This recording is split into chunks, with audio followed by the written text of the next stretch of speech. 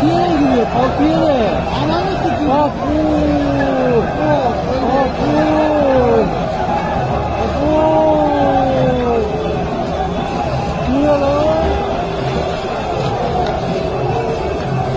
Amına koyayım bu kadar polis var ya bir bok yiyemiyor ya.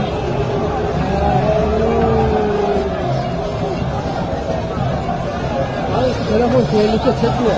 Allah'a çekme bak. Yok abi ya yanlış yapıyor. Çekmemez. Allah'a buraya gelirler. Çekmememiz lazım. Bir onlar da çekmiyor.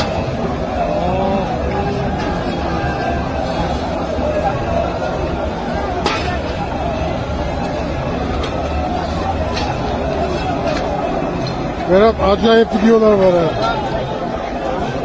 Çek diye beni de öldürecek.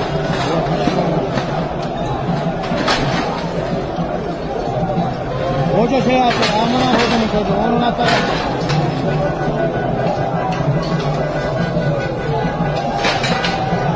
Ya gerçekten var ya bizim burada durmamız bile tehlikeli ya. Kim kime vuruyor belli değil ya. Kimi kime vuruyor belli değil. Hepsi de Bizi taşlamasalar da şimdi. ya vallahi biz var ya. Gidek hadi gidek. Onlar kendi halinde takılıyor. Buraya yatırın.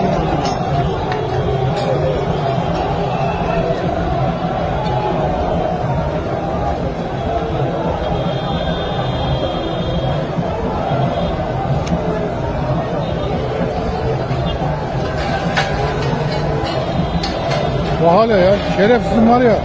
Bunlar insan değil ya.